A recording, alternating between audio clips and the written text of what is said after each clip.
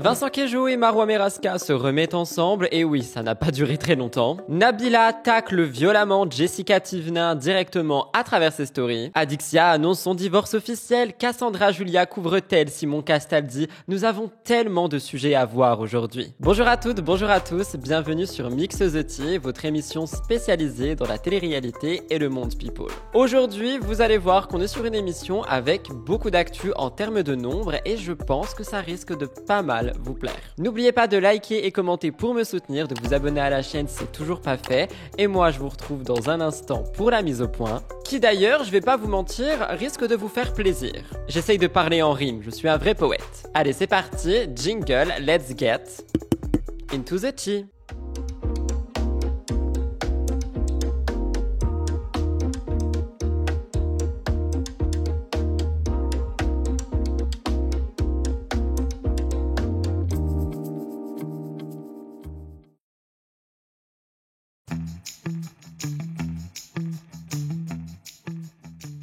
Pour la mise au point, cette semaine, j'ai pas mal de petites choses à vous dire. Premièrement, je veux qu'on parle de la conception de cette émission, Mix the Tea. Vous le savez, vous êtes aussi spectateur, mais également, on va dire, partisan de la conception de cette émission. Et c'est pour ça que j'ai deux choses à vous proposer. Premièrement, j'avais envie de le lancer la semaine dernière et j'ai oublié de le faire. Quelque chose qui va s'appeler la question 2. Pour être un petit peu plus précis, chaque semaine, je vais vous demander de me poser des questions directement sous l'émission et je choisirai l'une d'entre elles, ou soyons fous, 2 questions peut-être, et j'y répondrai directement la semaine d'après dans l'émission, à la fin de l'émission. Ça serait donc une nouvelle rubrique qui s'appelle la question 2. Ça permet d'avoir à chaque fois une sorte de petite FAQ, mais en même temps, ça peut être des questions sur les actus, sur la télé, sur les people, donc n'hésitez vraiment pas. Une question, c'est toujours bien. J'avais très envie de lancer ça la semaine dernière et j'ai totalement oublié. Et là, il y a 2 jours, il y a l'un d'entre vous, Coco, qui m'a proposé cette rubrique en me disant « ça te dirait pas de prendre un commentaire et d'y répondre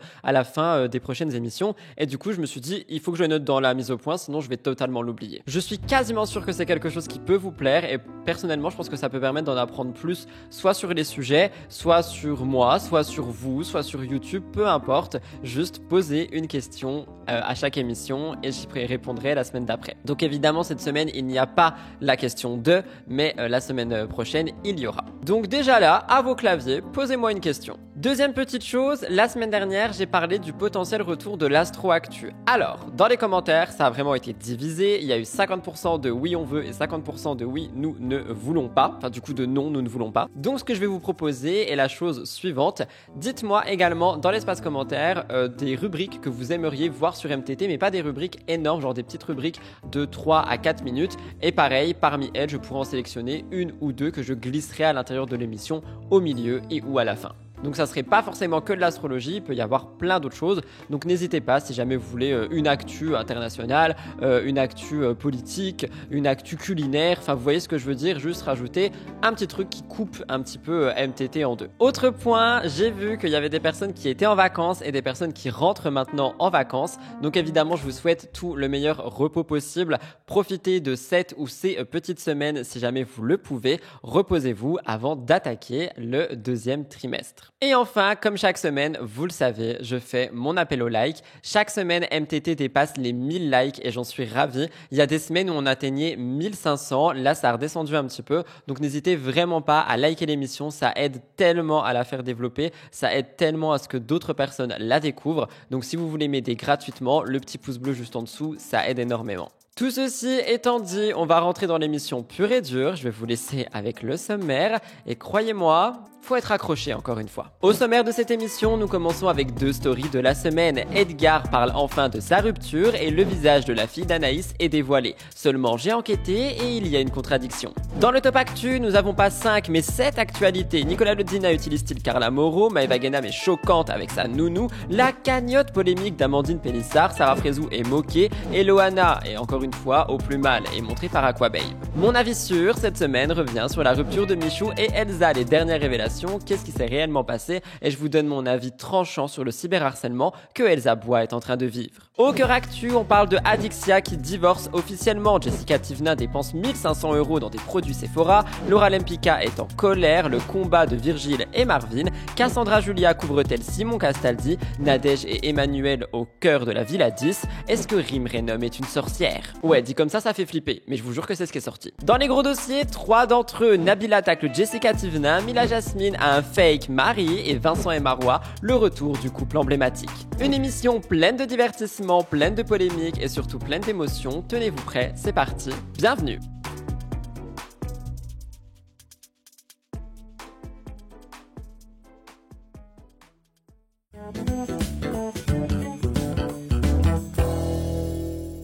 Je commence donc l'émission avec une story de la semaine qui cette fois-ci parle du couple Edgar et Cindy. La semaine dernière, je vous ai fait une actu vous expliquant que les deux étaient séparés depuis un petit moment maintenant et Cindy avait pris la parole très récemment sur les réseaux sociaux en disant qu'elle voulait un petit peu se reconstruire elle-même avant de annoncer la rupture pour pas recevoir des tonnes de messages, pour pas avoir des immersions dans la vie privée, etc., etc. Donc ça, c'était le côté Cindy. Edgar aussi a réagi lors de ce qui ressemble à un live. J'ai vu ça sur le compte du blogueur DumpFR. Ça dure environ 3 minutes, mais au moins vous avez toutes les explications de Edgar par rapport à la rupture. Je vous avoue que je n'ai pas suivi l'évolution de ce couple. Je les ai découverts personnellement dans les 50 et j'ai beaucoup aimé leur alchimie et leur duo. Et je pensais sincèrement que c'est un couple qui allait durer en dehors de la télé. Et finalement, non. Donc j'espère au moins qu'ils pourront s'en remettre. Je vous laisse écouter ça, les raisons de Edgar selon Edgar. Si la vidéo semble trop longue pour vous, n'oubliez pas de passer en x2 directement dans les paramètres de YouTube.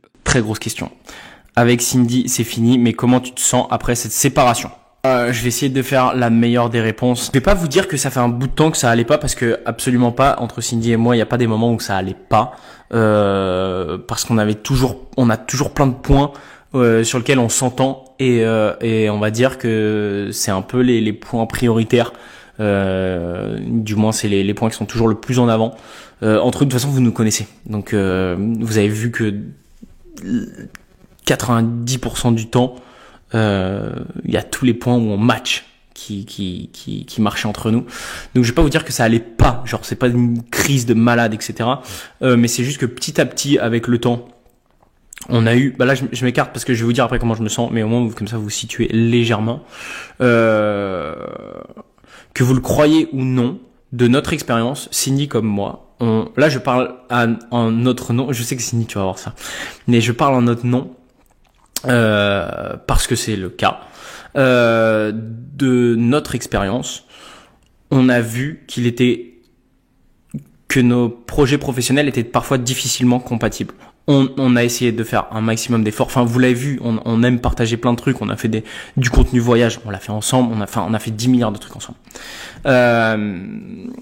Mais il y avait un côté où c'était compliqué. Et en plus, Cindy, elle a vraiment le pouvoir d'exploser dans ce qu'elle fait. Parce qu'elle est forte, parce qu'elle est travailleuse, elle est douée dans ce qu'elle fait. Et moi, de mon côté, un petit peu pareil dans le sport. Et on a nos deux trucs sur lesquels on est jeune et on peut mettre on va dire un coup de collier pour bosser fort et avoir la vie qu'on souhaite. Mais on s'est rendu compte qu'en fait, si on souhaitait aussi être ensemble, mais sur le fait qu'on souhaitait être ensemble, on a vu qu'en fait, si on était tous les deux ensemble tout le temps, on allait avoir tous les deux la main sur le frein à main dans nos deux carrières respectives. Enfin, et encore plus Cindy. Encore plus Cindy sur son côté. Si elle était toute seule, elle savait qu'elle allait encore plus vite que si elle était avec moi. Moi, je suis un peu un vieux père et vous savez comment je suis. Et parfois, je peux être un peu lent et long et surtout sur des trucs où elle, dans la mode, tout va vite. Enfin, son truc, ça vit à 10 000 et Cindy, elle vit à 20 000. Donc, c'est pour ça qu'elle est forte. Et moi, comment je me sens? En fait, sur une séparation comme ça, on passe par plein d'étapes. Il y a des moments où j'ai pensé énormément à tous les désaccords qu'on avait, tous les trucs où ça va pas, ou tous les trucs où on s'entend pas. C'est pas pour autant qu'on est méchant ou quoi que ce soit, mais c'était juste des vrais désaccords qu'on avait. Et en fait, il y a des moments où à l'inverse, il y avait du manque. Donc en fait, comment je me sens, ça a beaucoup changé. Et ces derniers temps là, on a légèrement repris contact avec Cindy parce qu'on s'est dit en fait la même rupture vient, on la vit juste correctement et on n'a pas de rancœur, on n'est pas énervé l'un contre l'autre. Donc viens, genre on souffle un coup et tout ce que t'as besoin, même quand c'est nous deux c'est terminé, je te l'apporte et inversement, etc. Donc en fait on dit viens, on garde que la bienveillance. Viens, on garde que la bienveillance et c'est ce qu'on fait avec Cindy. Et donc maintenant ça se passe très bien et cette séparation se passe beaucoup mieux. Enfin du moins pour moi se passe vraiment beaucoup mieux parce qu'à peine il y a un petit truc qui il y a des petits hicks, et ben j'ai du mal à dormir, etc. Et je deviens vraiment, ça me touche très profondément. Vous savez comme je suis. Et du coup on fait la même chose. Très tranquillement et dans ce cas-là moi ça me touche moins parce que je sais que les choses sont faites en bonne et due forme et de manière respectueuse dans les deux sens et c'est très agréable. Voilà. Mais voilà, on sait tous les deux là où on veut aller et nos chemins divergent et voilà. Deuxième story de la semaine qui a été au cœur d'un live Twitch et j'ai eu des retours par rapport à ça, des retours que j'ai trouvé assez contradictoire, du coup, on va pas se mentir. Je vous explique rapidement. Anaïs Camizuli a fait une story dans laquelle elle explique que le visage de sa fille a été montré sur Snapchat malencontreusement, alors que ça fait 5 ans qu'elle essaye de le cacher, qu'elle fait tout pour que personne tombe dessus, etc., etc. Et que s'il y a des gens qui ont du coup en possession une photo de la petite, ne pas la divulguer, ne pas la donner à des blogueurs, juste respecter ça. Donc ça, c'est une chose. Cependant, ce qui m'a été rapporté, et c'est vrai, je m'en rappelle, c'est que Anaïs a déjà mis en avant sa fille dans des lives TikTok. Du coup, j'arrive pas trop à comprendre la contradiction, c'est-à-dire qu'elle supplie et qu'elle demande vraiment à ce que personne ne partage le visage de sa fille, mais elle l'a elle-même dévoilé il y a pas si longtemps que ça. Donc à moins que j'ai raté un épisode ou peu importe, vous me direz ce que vous en pensez, mais c'est vrai que c'est un message que j'ai reçu plusieurs fois en me disant mais Rudy, rappelle-toi, elle l'avait montré en live et il y a même des personnes qui m'ont envoyé un contenu de Exclu TV Off qui montrait justement que Anaïs avait montré sa petite. Donc j'arrive pas trop à comprendre. Quoi qu'il en soit, par contre, le côté des gens qui pourraient faire du chantage avec des photos et des vidéos d'un enfant, si c'est le cas, ça c'est dégueulasse. Qu'on soutienne Anaïs ou non, ça c'est dégueu. Je vous laisse écouter Anaïs et encore une fois, ça montre le danger qu'on peut avoir avec les enfants sur les réseaux sociaux. Je viens de rentrer à la maison. Merci à tous pour votre bienveillance. Malheureusement, Casey a publié une vidéo sur le Snap de Monia sans faire exprès, de Maman Le Cœur, pour celles qui la connaissent sous ce pseudo-là, pardon. Elle s'est amusée, elle a publié sans faire exprès. Il y a eu quand même beaucoup de captures d'écran. J'ai reçu beaucoup de messages pour me prévenir, donc déjà merci du fond du cœur. Mais je vous demanderai s'il vous plaît de ne pas la publier sur les réseaux. Vous savez à quel point j'essaye de préserver Casey. Je ne veux pas montrer son visage. Ça fait 5 ans que je tiens bon. Vraiment, mais du plus profond de mon cœur, je vous parle en tant que maman qui veut préserver et protéger son enfant. S'il vous plaît, n'envoyez pas la photo de ma fille à des blogueurs ou ne la mettez pas sur les réseaux, que ce soit TikTok, Insta ou j'en sais rien, Snap. S'il vous plaît, c'est une petite fille de 5 ans qui n'a rien demandé. Je ne veux pas qu'elle soit sur les réseaux. Donc s'il vous plaît, que vous ne m'aimez pas à moi, c'est un fait. Mais s'il vous plaît, ma fille, elle n'a rien demandé.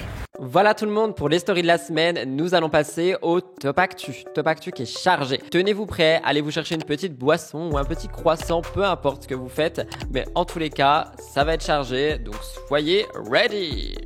Let's go, Top Actu.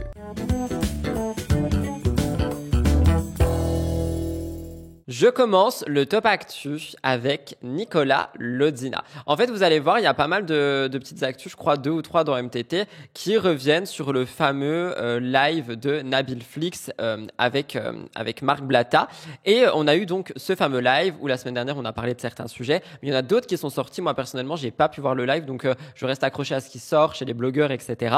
Et lors de ce fameux live, Nabil Flix affirme que Nicolas Lodzina aurait bénéficié des services de Danae pour obtenir des prédictions précises sur les résultats des matchs et augmenter ses chances de succès dans les paris sportifs. Donc Danae, pour rappel, c'était la sorcière de Carla et les paris sportifs, c'est quelque chose que Nicolas fait énormément. Nabil Flix disait, c'est Danae qui connaît et qui donnait les pronostics. En gros, ça montre que les performances de Nicolas dans ce domaine pourraient simplement être attribuées à des interventions occultes plutôt qu'à une réelle expertise en matière de paris sportifs. Parce que je vous rappelle qu'il y a quand même tout un business autour de ça et que ici, c'est vraiment pour montrer que, attention, apparemment, c'est pas forcément Nico qui est au courant de quoi que ce soit. C'est une déclaration qui a suscité de vives réactions sur les réseaux. Ça a ravivé les tensions autour des pratiques de la sorcellerie dans le milieu de la télé-réalité. Il y a Maëva Guénam aussi qui avait réagi à cette révélation de manière ironique. Elle avait dit, là, il faut réveiller les consciences des gens. Vous voyez bien que ça marche pas, ces trucs. Vous voyez bien que les pronostics n'ont pas marché.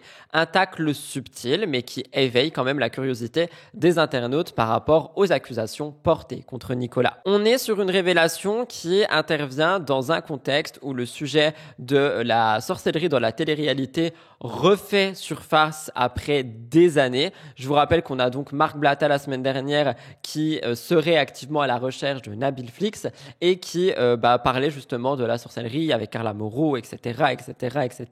Apparemment, Nabil Flix voudrait récupérer de l'argent de Carla, je sais plus exactement, j'ai pas envie de dire de bêtises, mais moi ce qui m'a beaucoup surpris, et dans le bon sens du terme, ce sont vos commentaires. La semaine dernière, il y a énormément de gens qui ont dit « mais on peut pas genre juste passer à autre chose et laisser Carla Moreau tranquille avec cette histoire qui date, qui est certes horrible et qui est certes négative et très sombre, mais qui date et qui aujourd'hui ne devrait pas la définir. » Quoi qu'il en soit, ces nouvelles accusations à l'encontre de Nico posent de nombreuses questions sur les liens entre certaines figures de la télé-réalité et ces pratiques ésotériques controversées. Reste maintenant à savoir si Nico décidera de réagir publiquement à tout ça. Quoi qu'il en soit, ces histoires de sorcellerie ne sont jamais à leur terme dans le monde de la télé-réalité. Vous me direz ce que vous pensez de tout ça. Pour réagir, moi je vous dirais que effectivement, je suis quasiment sûr qu'il y a eu tous ces trucs de sorcellerie dans la télé en plus de Carla. Cependant, encore une fois, est-ce que ça doit... dans tous les cas, ça reste sombre en fait. J'allais dire, est-ce que ça doit définir quelqu'un? Je pense pas que ça doive définir quelqu'un entièrement, mais ça montre ce qu'une personne peut faire pour arriver à ses fins. Nicolas Lozina, c'était que de la voyance. Ça veut dire qu'il vous donnait des pronostics. C'est Danae qui donnait des pronostics. C'est Nicolas Lozina. Nicolas Lozina, à l'époque où il était avec Laura et tout, qu'il a sorti son site de pronostics là, LZ Prono, je sais pas quoi. Pour avoir les pronostics de match, ça passait par Danae. Mais les gens, là, il faut réveiller les consciences des gens. Vous voyez bien que ça marche pas, ces trucs. Vous voyez bien que l'autre, elle a pas gardé son mari. Vous voyez bien que le pronostic, ça a pas marché. Vous voyez bien que ça marche pas. C'est Dieu qui donne. De faire monter quelqu'un. Ce serait bien de faire monter quelqu'un, notamment, on va le réveiller, il a plus de buzz. Nicolas Lozina, faites-le monter en live, on va lui demander pourquoi il croit à ça. Faites-le monter. Faites-le monter, il pourra pas dire non, j'ai vu les messages de mes yeux. Vas-y, fais-le monter là. Après, t'as vu le...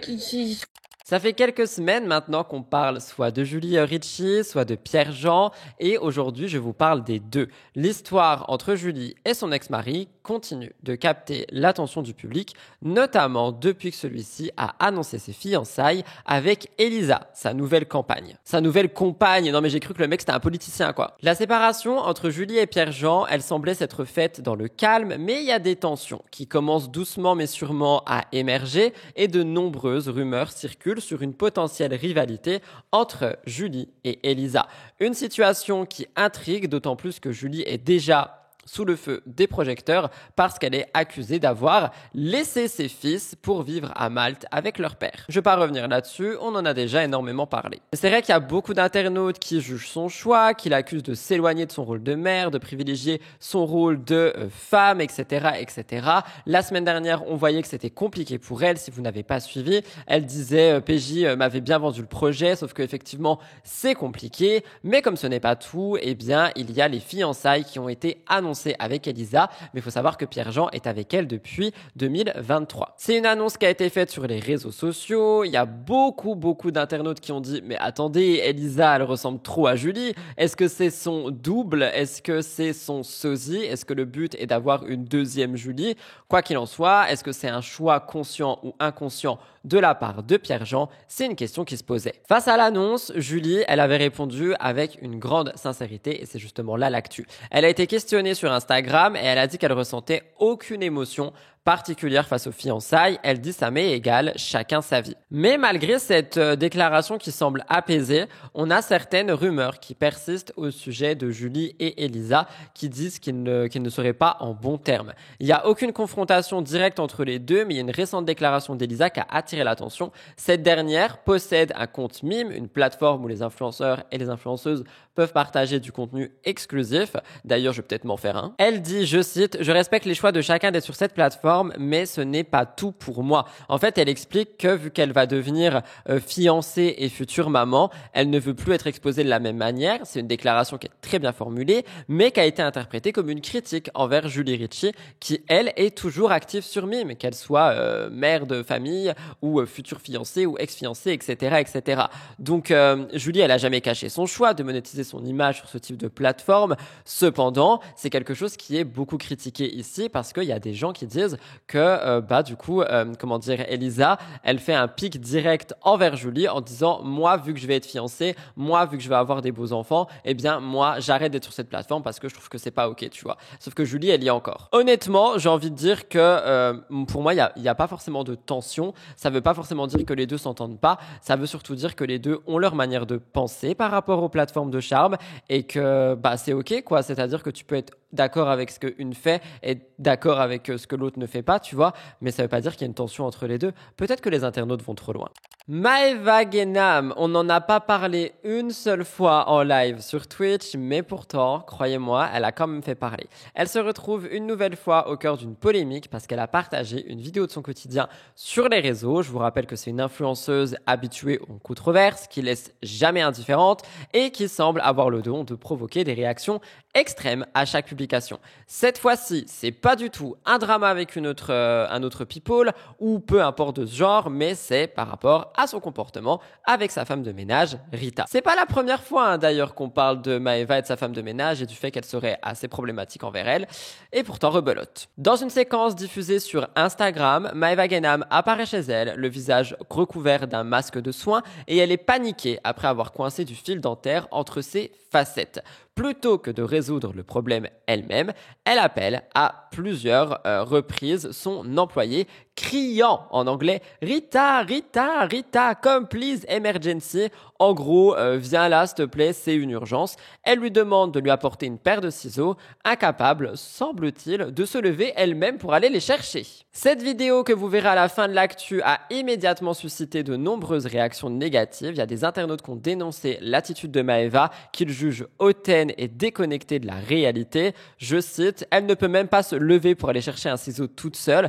Pauvre Rita, elle doit en voir de toutes les couleurs. » Certains considèrent que cette scène, en apparence anodine, révèle un rapport de domination troublant et une vision problématique du personnel de maison. D'autres, au contraire, relativisent la situation et estiment que la séquence a été sortie de son contexte. Mais rappelez-vous, il y a quelques mois déjà, elle avait été critiquée pour avoir un ton assez méprisant, voire quasiment violent verbalement avec son personnel. Elle s'était défendue en expliquant qu'elle entretenait une relation de confiance et d'affection avec ses employés et que ses propos ont été mal interprétés. Nous avons déjà aussi remarqué des stories où elle semble ignorer son personnel, elle semble vraiment mal parler à ceux-ci, et du coup je me demande vraiment si ils sont bien entourés, tu vois. Dernièrement, nous avions la polémique avec Bastos et la voyelle qui était Maeva Guénam. Mais ici, j'avoue que le côté personnel me fait un peu mal au cœur, surtout qu'on sait, si on se renseigne un petit peu, que le personnel à Dubaï n'est pas quelque chose qui est bien traité, tu vois. Même si tout le monde va dire, enfin, de leur côté, ils vont dire, mais si, c'est notre famille et tout. Ils sont extrêmement sous-payés pour des tâches qui sont parfois absurdes, on va pas se mentir. Comme là, aller chercher un ciseau, Maeva peut se lever. Enfin, c'est bon, elle est pas, comment on dit, invalide des jambes, elle peut se lever tout simplement. Donc je trouve qu'on est quand même sur une situation assez compliquée. Je vous laisse regarder. Oh, je vais passer les facettes. Oh Rita. Oh non. Rita.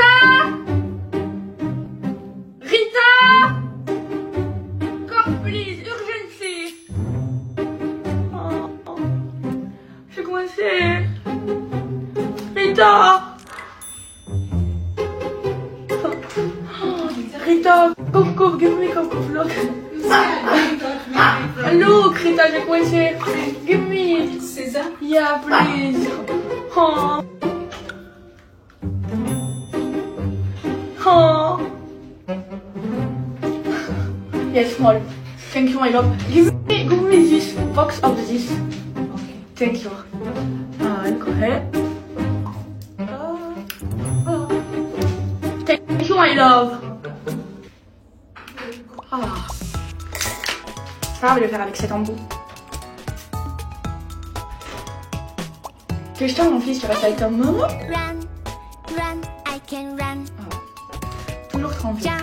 Évidemment, ce genre de séquence, ça fait réagir et je peux le comprendre. De mon point de vue, je trouve une fois de plus que c'est de l'abus. Genre, en vrai, tu vois, je veux bien que tu aies une femme de ménage qui t'aide dans ta maison à certaines tâches, etc. Mais aller chercher un ciseau, est-ce que c'est le rôle d'une femme de ménage? Je crois pas, non. Et c'est quelque chose qui, personnellement, met mal à l'aise.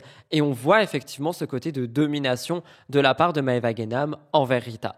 Et je trouve que c'est quelque chose qui n'est pas acceptable.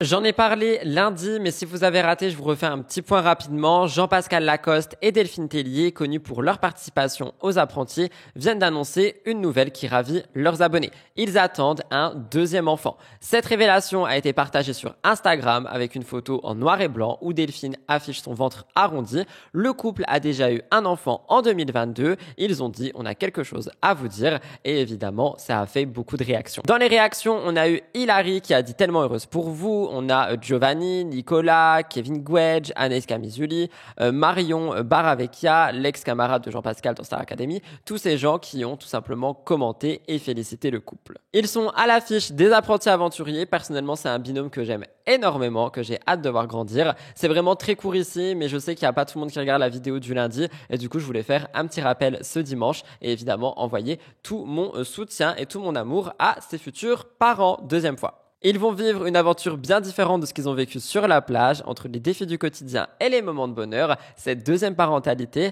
va leur permettre d'ouvrir une nouvelle porte de famille.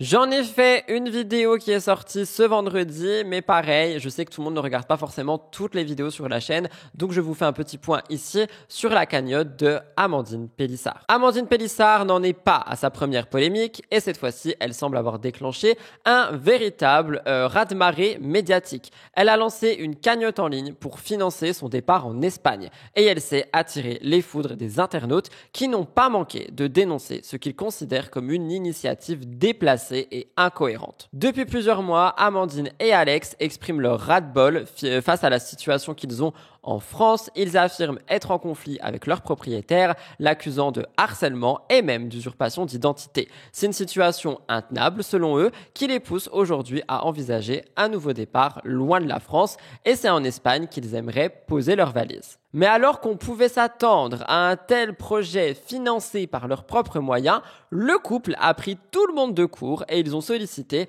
l'aide de leurs abonnés à travers une cagnotte en ligne. Un choix qui a immédiatement suscité une vague d'indignation. Les Pélissard ont souvent clamé qu'ils gagnaient très bien leur vie grâce à diverses activités, notamment OnlyFans et Mime, et donc cette demande d'argent apparaît comme absurde. Dès la mise en ligne de la cagnotte, les réactions ont été immédiates et virulentes.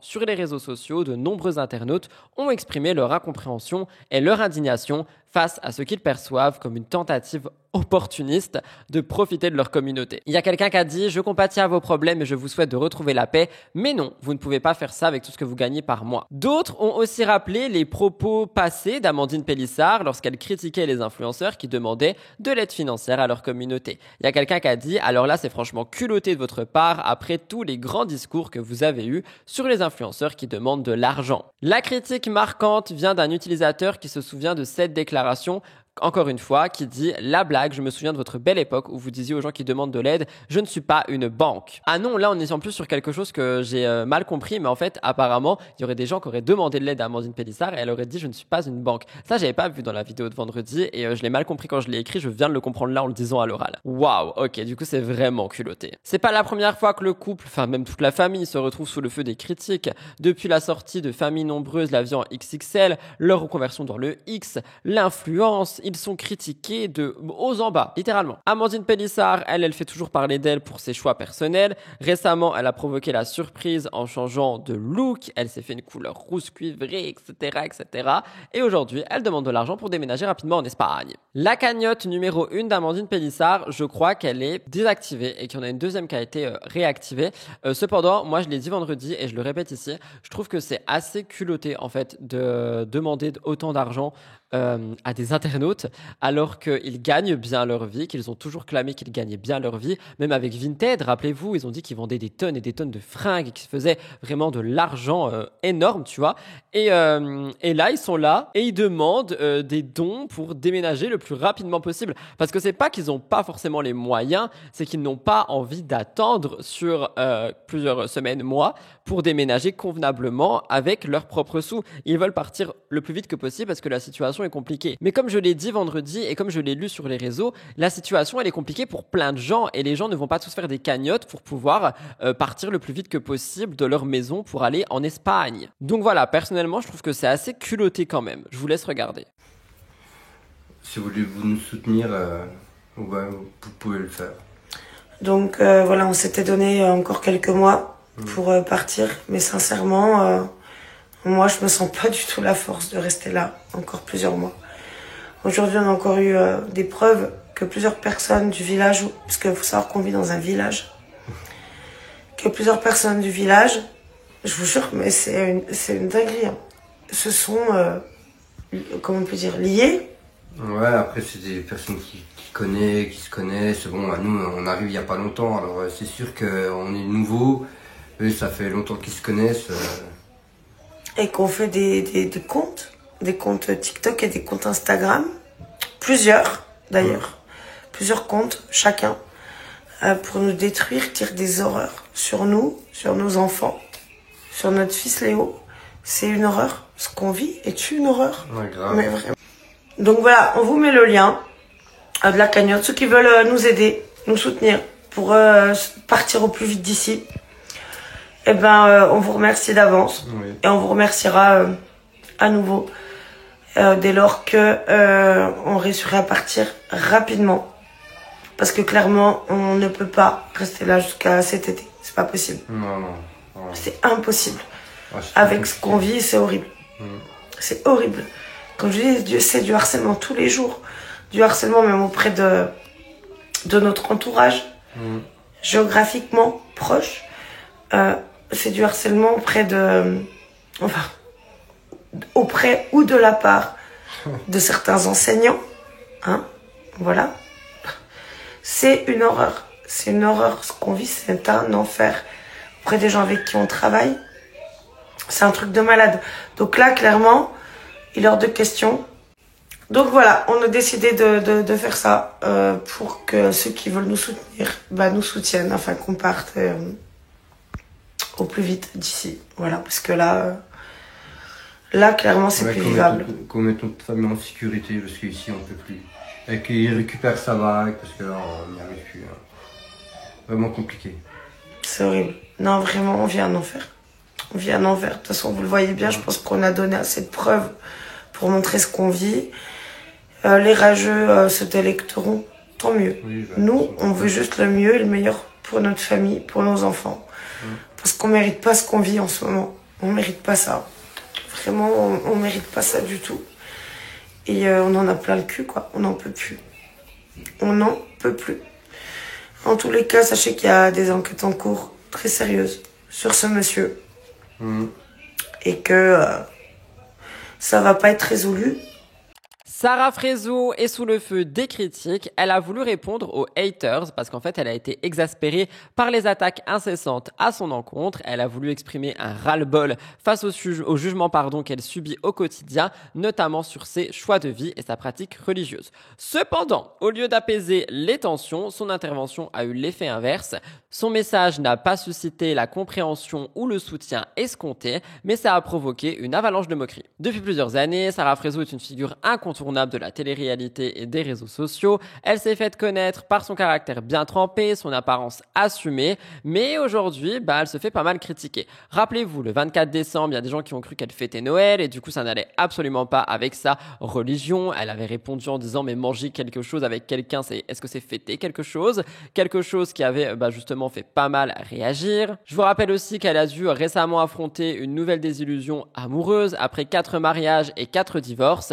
Elle pensait enfin avoir trouvé une stabilité, mais finalement, les choses ont été compliquées. On peut également parler de son impressionnante perte de poids qui a toujours fait parler sur les réseaux sociaux, quelque chose qui fait encore poser beaucoup de questions. Est-ce qu'elle a pris Ozempic? Est-ce qu'elle a fait ci? Est-ce qu'elle a fait ça? Tout le monde se pose plein de questions. Mais ce qui a récemment attiré l'attention sur Sarah Frézou, c'est pas son poids ou sa vie amoureuse ou sa religion, c'est son intervention à l'égard d'un détracteur qui a enflammé la toile. Lors d'un live Instagram, elle a décidé de répondre frontalement aux critiques, notamment celles concernant son apparence physique. Affirmant qu'elle ne comptait plus laisser passer les remarques désobligeantes, elle a déclaré avec force qu'elle était prête à riposter en disant « Quand on m'insulte, je réponds par une insulte ». Elle a dit « Je suis ni la Tour Eiffel, ni l'Arc de Triomphe, ni un monument pour pas ouvrir ma gueule ». Cependant, c'est pas son message qui a provoqué une hilarité générale, mais plutôt sa manière de le délivrer. Les internautes ont été nombreux à noter les changements de ton et d'intonation dans sa voix tout au long de son discours. Très vite, des commentaires ont pris le dessus en disant « Changement de voix à chaque personnalité, elle a 1000 voix différentes, 1000 persos, ah ouais, elle a débloqué son 8e personnage là ». Honnêtement, je trouve que c'est pas forcément cool parce que on est sur quelqu'un qui essaye de répondre à des critiques, qui essaye, je pense, de dire qu'elle en a marre et même à ce stade-là, les gens arrivent encore à se moquer d'elle. C'est pas ok. Son coup de gueule qui était censé lui permettre de s'affirmer face à ses détracteurs s'est finalement retourné contre elle. La vidéo est devenue virale, on a eu énormément de moqueries et beaucoup de détournements humoristiques. C'est quelque chose qui a fait énormément parler, je vous laisse regarder. Je vis pour moi, ça veut dire que si moi j'aime... Bon, les filles, d'ailleurs, pour celles qui me suivent, je vais pas vous infliger les réponses que je donne aux plus grosses débiles, parce qu'il y en a certaines qui manquent beaucoup de respect. Par contre, je ne me gênerai pas de vous envoyer en privé quelques insultes. On va rester aimable et une grande dame sur les réseaux sociaux. Mais par contre, en privé, je peux vous répondre. Parce qu'en fait, quand tu m'insultes, je te répondrai par une insulte.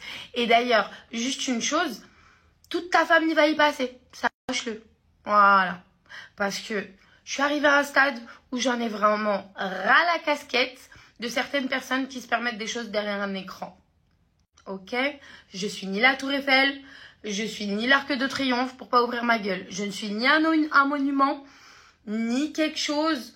Enfin, je suis quand même un être humain. Il faut savoir tempérer le curseur et respecter les autres, surtout qu'on se connaît pas. Honnêtement, moi je vais juste dire quelque chose, c'est que si Sarah Frézou elle en a marre de ses critiques et des haters et de machin, elle a le droit de le dire en fait, et il n'y a pas à aller se moquer de quelqu'un parce que la personne explique qu'elle en a marre, parce que la personne explique d'une manière qui peut être drôle pour d'autres personnes, que juste ça la blesse, qu'elle en peut plus et que elle est énervée. Enfin je sais pas, je suis peut-être trop naïf encore une fois, mais moi perso j'ai des haters devant moi et j'essaye de les faire taire. Si on se moque de moi, je trouve que c'est blessant en fait.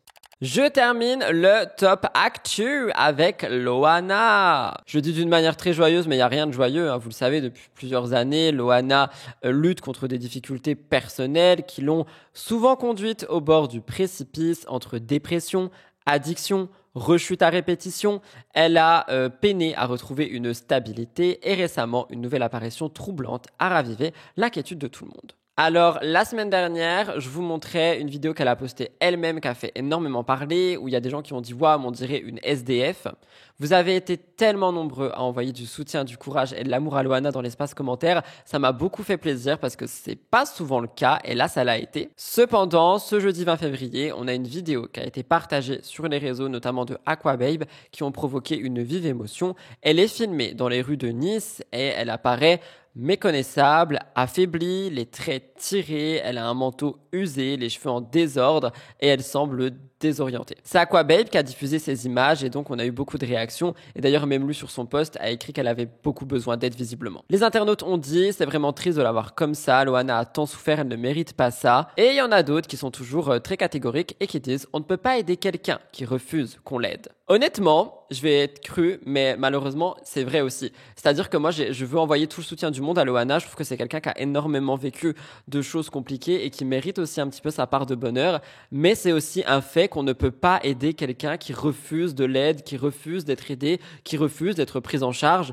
Et donc, je peux comprendre aussi qu'il y a des internautes qui se disent « Ouais, mais attends, on a tout fait et ça ne marche jamais ». Il y en a d'autres qui ont dénoncé quelque chose qui, pour moi, est important aussi ici, c'est le fait de filmer Loana à son insu, de diffuser ses images sur Internet. Perso, je trouve que c'est une exposition médiatique qui fait encore une fois qu'empirer sa situation parce que même s'il y a des gens qui regrettent la détresse d'une personne vulnérable, eh bien ça devient un sujet de buzz sur les réseaux. On n'a pas de véritable réflexion ou conséquences par rapport à cette médiatisation. Tout ce qu'on peut savoir, c'est que Loana continuera donc de se faire insulter. Cette nouvelle apparition préoccupante vient s'ajouter à une longue série d'épisodes difficiles dans sa vie. Depuis son ascension en 2001, il y a 23 ans, oui je sais c'est pas pour nous rajeunir, elle a enchaîné les drames personnels, violences conjugales, problèmes de santé mentale, hospitalisation, pertes financières. Malgré tout ça, elle a toujours le soutien de ses amis et de sa famille, mais est-ce que c'est réellement suffisant? Je vous rappelle qu'on avait eu aussi cette potentiel AVC qui aurait eu lieu début janvier. On a la fameuse interview qu'elle a donnée chez Samzira où elle a du mal à s'exprimer. Enfin, personnellement, je sais qu'il y a plein de gens qui me disent « Mais Rudy, arrête avec Loana, genre elle cherche, elle a décidé d'être comme ça, elle a fait tout pour être comme ça, etc. » Perso, je vois tellement pas ça, je vois tellement juste une femme qui est blessée, qui n'a peut-être pas de repères finalement. Et perso, moi, ça me touche beaucoup en fait. Je sais pas pourquoi.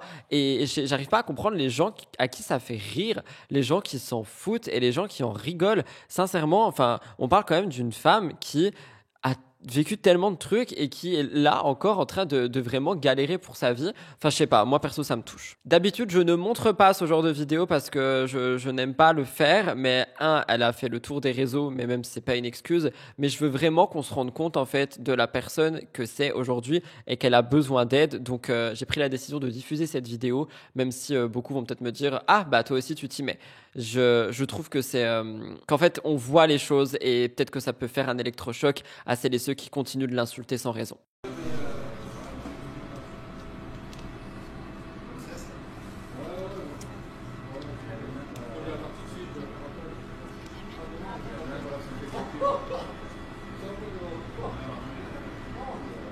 Voilà tout le monde pour le Top Actu cette semaine. J'espère sincèrement qu'il a pu vous intéresser et vous plaire. On va passer les amis à mon avis sûr. Mon avis sûr va être assez court, assez concis, assez scindé. Je vous parle de Michou et Elsa dans un instant. J'espère que vous êtes prêts. C'est parti, jingle.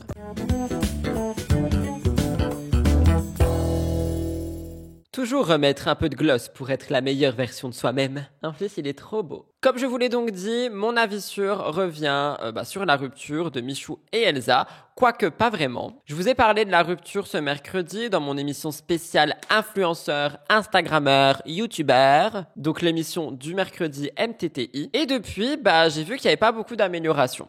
Donc pour contexte, Michou et Elsa se sont rencontrés dans Danse avec les stars, ils sont tombés amoureux, on a eu une très belle relation entre les deux et une relation qui s'est maintenant terminée. C'est vrai que ça faisait un petit moment qu'on n'avait pas de nouvelles des deux ensemble et c'est quelque chose qui avait fait beaucoup parler, on avait eu des rumeurs, etc. On a une rupture qui a été annoncée sur chacune de leurs stories, on a Michou qui en a parlé aussi un petit peu en live et qui a d'ailleurs expliqué que la fameuse rumeur disant que Elsa aurait déjà quelqu'un et que ça aurait causé la rupture serait fausse. Cependant, Elsa Bois, je la vois encore se faire déglinguer sur tous les réseaux sociaux, se faire insulter de tous les noms et se faire comparer à d'autres personnes ou personnalités à qui elle ne devrait pas être comparée et quand bien même tu compares pas les gens pour essayer d'exprimer quelque chose. Bref, ça m'énerve. Donc mon avis sur tout ça est simple et clair et précis, que tu sois public ou non, il arrive de se détacher de quelqu'un, il arrive d'avoir une relation qui ne fonctionne plus, il arrive de évoluer et de ne plus être sur la même longueur d'onde. On parle quand même de deux personnes qui n'ont pas non plus la quarantaine, vous voyez ce que je veux dire, ils sont en train de se découvrir,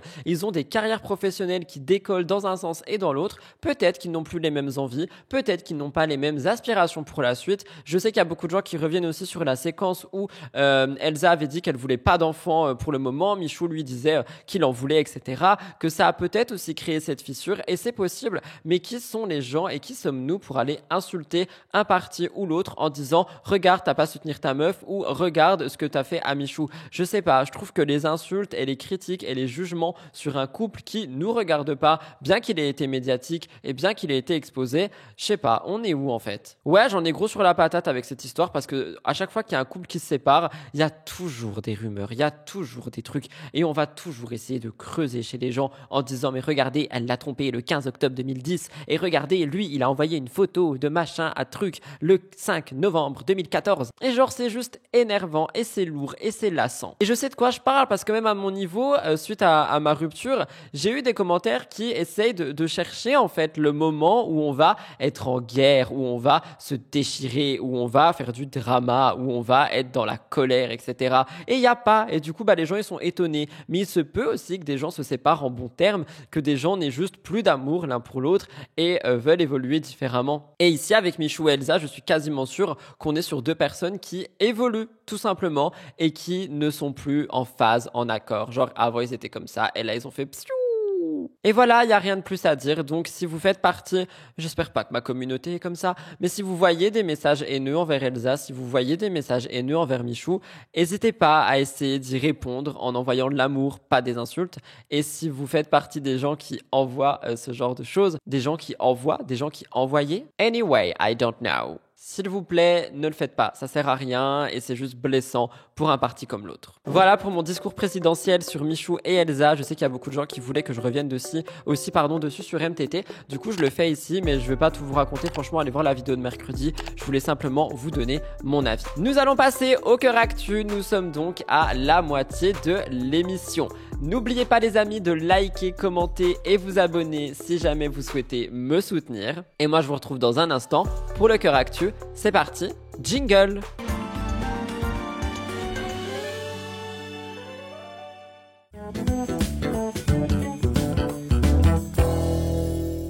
Je commence le cœur actu avec un update sur Adixia et Simon Ferro. Vous le savez, c'est officiellement terminé entre les deux. L'histoire entre Adixia et Simon a pris un tournant tragique, notamment lorsqu'il a perdu son papa. C'est un drame qui l'a profondément bouleversé, qui a entraîné une spirale de tristesse et de repli sur lui-même. Adixia était totalement amoureuse, prête à le soutenir, mais elle a vite ressenti une distance grandissante entre les deux. C'est une relation qui était autrefois fusionnelle et qui, malheureusement, s'est progressivement délitée et malgré tous les efforts, elle a fini par se heurter à un mur. Pour Simon, le poids du deuil et des difficultés personnelles a rendu impossible toute tentative de réconciliation. Il a choisi de prendre ses distances, cherchant à se retrouver seul face à ses émotions. De son côté, Adixia a longtemps refusé d'y voir la fin définitive de leur mariage. Elle s'est accrochée à l'idée qu'ils traversaient une période compliquée et qu'avec du temps, ils pourraient retrouver leur complicité. Malgré la séparation physique et émotionnelle, Simon n'avait jamais complètement tourné la page. Lors d'un live avec Bastos, il avait dit que Adixia était la seule femme avec qui il se voyait marié. Il a même avoué encore porter son alliance, laissant planer le doute sur un éventuel retour. Alors honnêtement, ça veut rien dire, hein. Moi, il n'y aura pas de retour possible et j'ai toujours mon alliance. Je pense que tu peux être attaché aussi aux objets et que ça prend du temps. Malgré ces déclarations, c'est une illusion qui a été brisée par la réalité. Ces derniers jours, Adixia a pu prendre le temps de parler avec Simon et de se rendre à l'évidence. Il ne ressent plus les mêmes sentiments. Ça a été un choc brutal pour elle qu'elle a annoncé à sa communauté. Elle dit « Je fais une mise au point aujourd'hui par rapport à ma relation avec Simon parce que j'ai besoin d'avancer, mais ce sera la dernière fois. » Elle a confié avoir vécu des semaines extrêmement difficiles,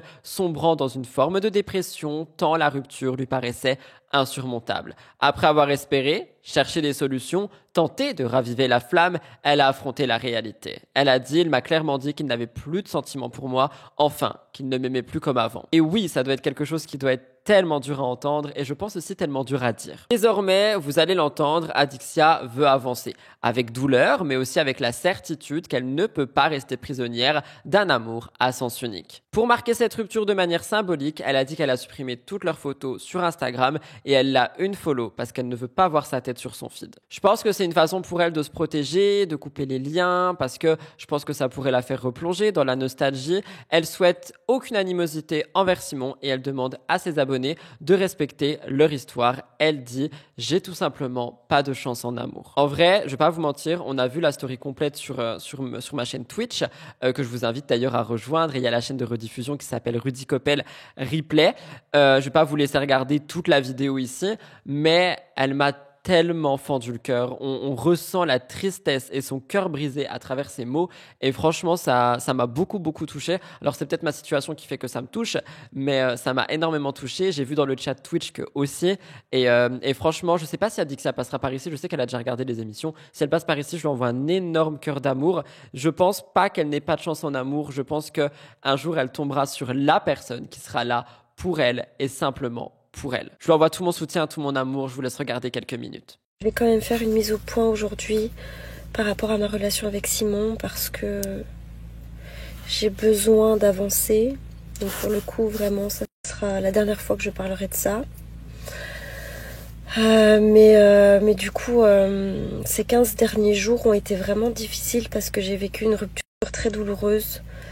Et j'ai fait une espèce de dépression, donc c'est pour ça que j'ai quitté les réseaux et j'avais besoin de me renfermer, ça m'a fait du bien. Et une fois de plus, franchement, j'ai reçu plein de beaux messages qui m'ont vraiment fait plaisir, et des messages qui m'ont donné de l'espoir, et des messages qui m'ont fait ouvrir les yeux. Enfin, plein de messages ont été bénéfiques pour moi et je vous en remercie beaucoup d'avoir été aussi bienveillants.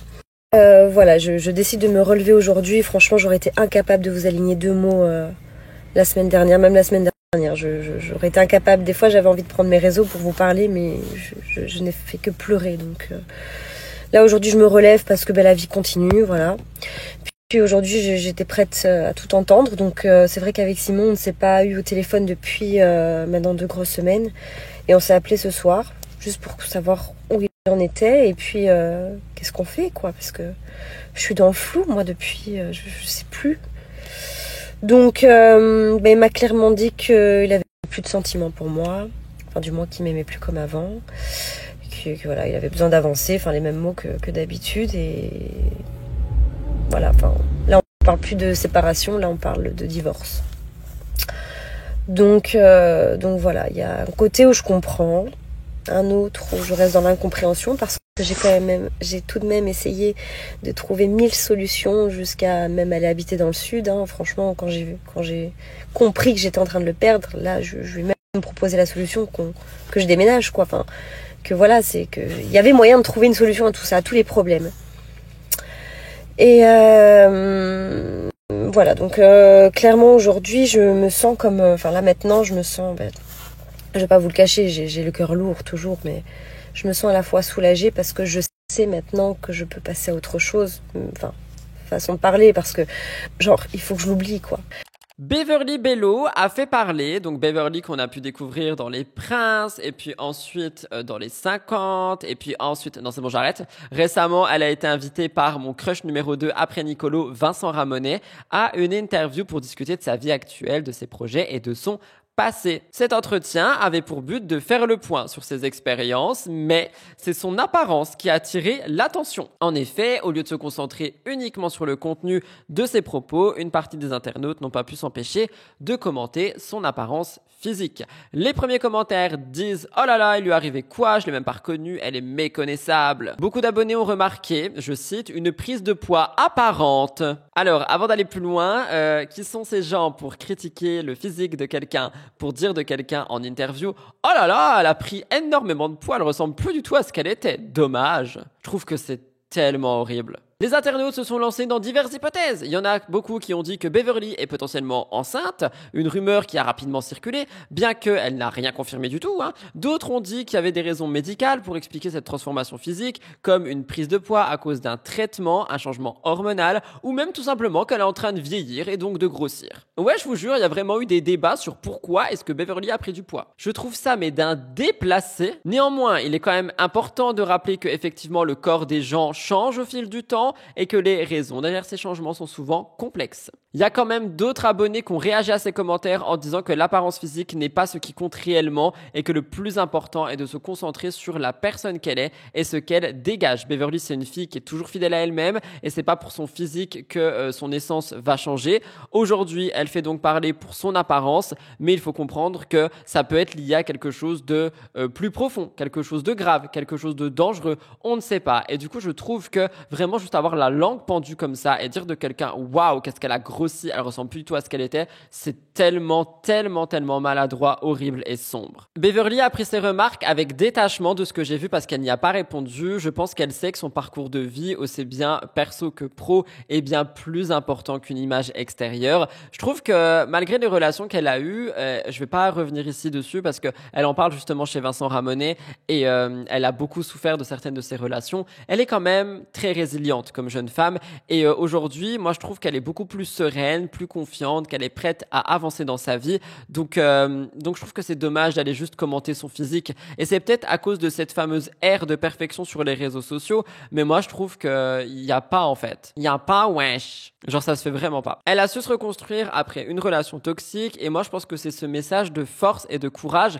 qu'on doit retenir, celui qu'elle partage avec sa communauté. Son physique évolue mais c'est qu'une petite partie de qui elle est réellement. Je pense qu'elle est quand même authentique, qu'elle est quand même vraie et que c'est ça qu'on doit retenir. Vivien, c'est vrai que c'est...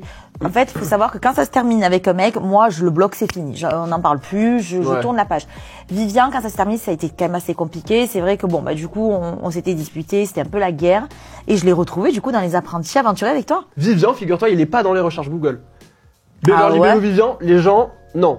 Ah, ils ont oublié. Contre, pourtant, bah, ils ont quand je me mets en live TikTok, là. ça parle que de Vivien et de moi partout. Là, je suis sur l'application OO. Le soir, quand je vais devant, tu sais, on a un gros écran où avec les messages les viewers parlent avec nous. C'est tout le temps Beverly fait venir Vivien. Enfin, les gens adorent vraiment notre duo, quoi. Autant qu'on soit en couple à l'époque qu'aujourd'hui en amitié, bah, les gens, ils adorent, en fait. Je pense qu'ils se sont attachés à nous.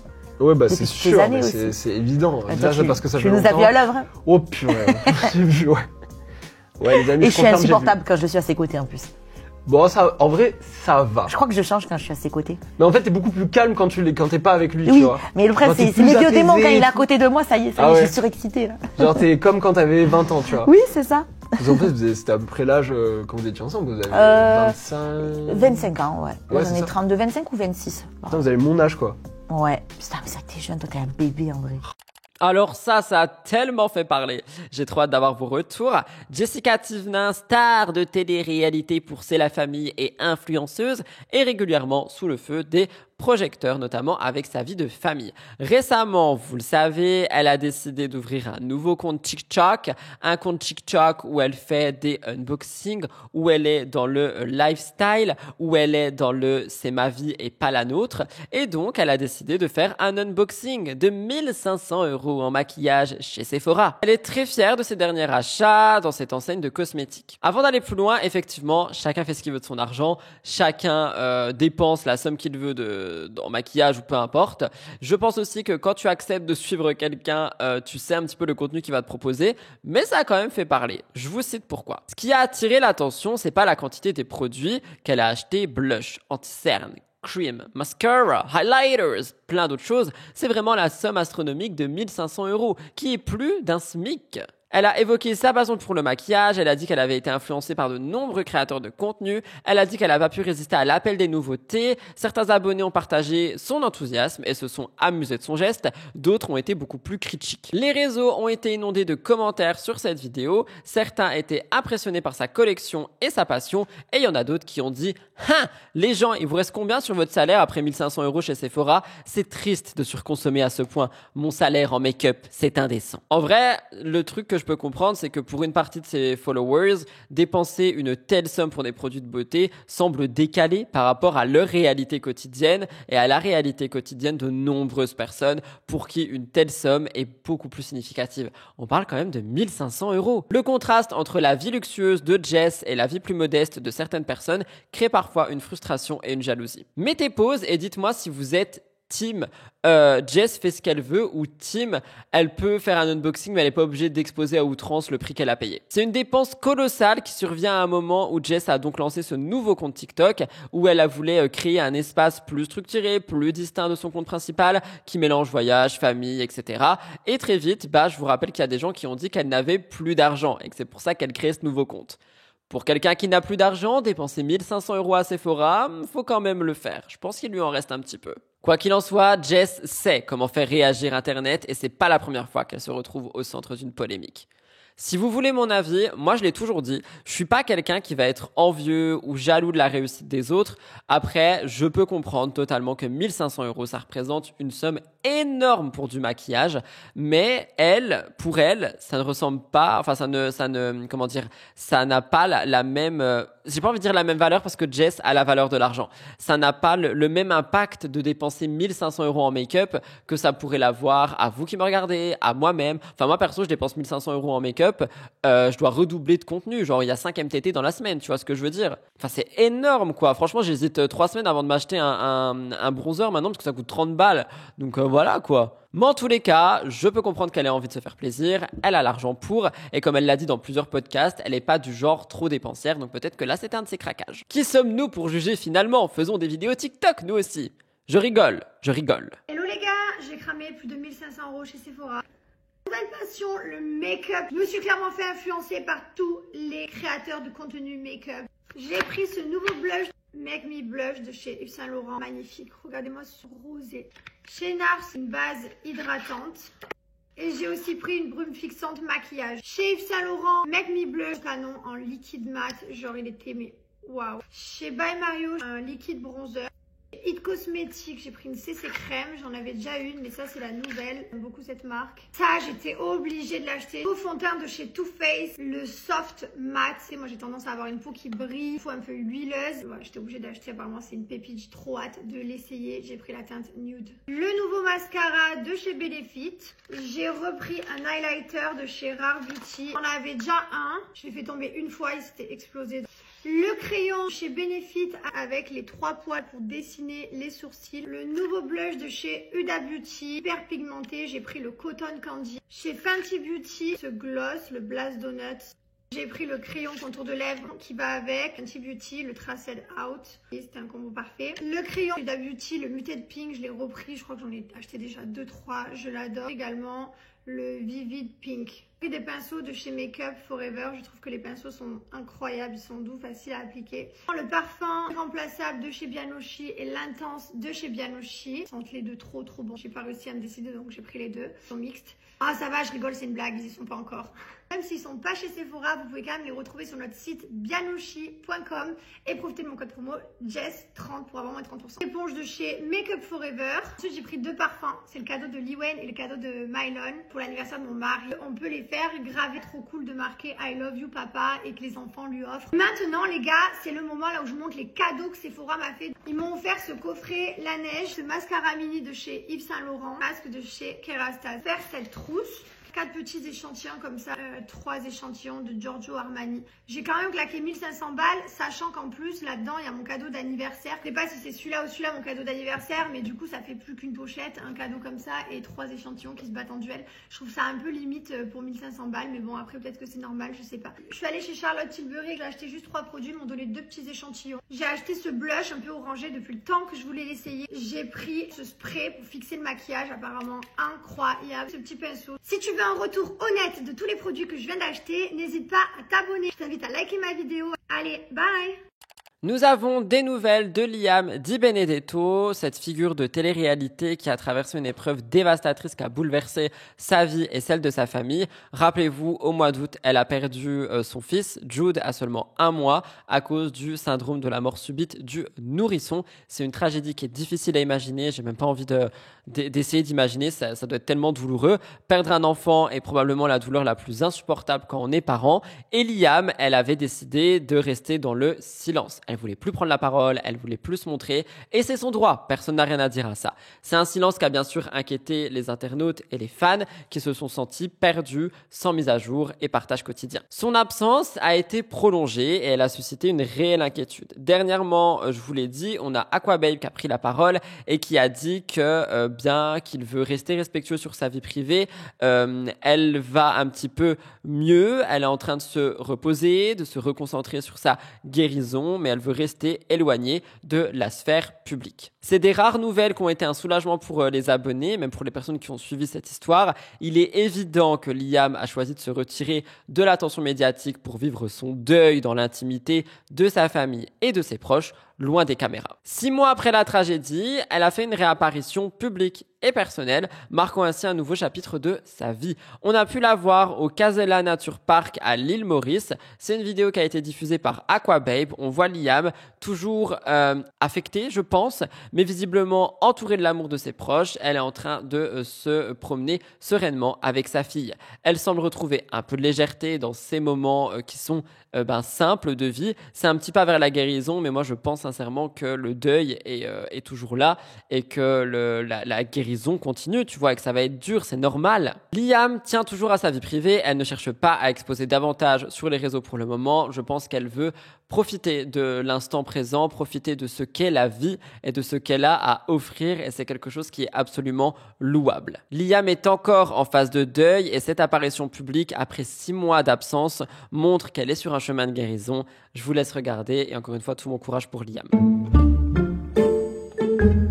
Laura Lempicka est en colère, c'était un des derniers sujets de la semaine sur Twitch. Le jeudi 20 février 2025, Laura partage sa colère sur les réseaux sociaux. Elle confie à ses abonnés un incident qui est survenu lors d'un repas au restaurant. Je vous rappelle que Laura, elle n'est plus avec Nicolas Lodina, qu'elle a un nouveau petit ami et depuis, tout semble bien aller pour elle. Ce jeudi 20 février, elle s'est emparée des réseaux pour exprimer sa frustration après avoir été témoin d'un comportement inapproprié de la part d'une autre femme. Elle raconte qu'elle s'est retrouvée au restaurant avec son petit ami. Un groupe de femmes est venu s'installer à la table juste en face d'eux. Parmi elles, l'une a clairement tenté de draguer son compagnon avec du eye contact, un établissement de contact visuel qui, malgré la présence de Laura à ses côtés, a continué. Elle a dit ça à ses abonnés. Elle a dit, tu vois le mec, il a accompagné, tu vois qu'il te calcule pas, pourquoi tu forces ?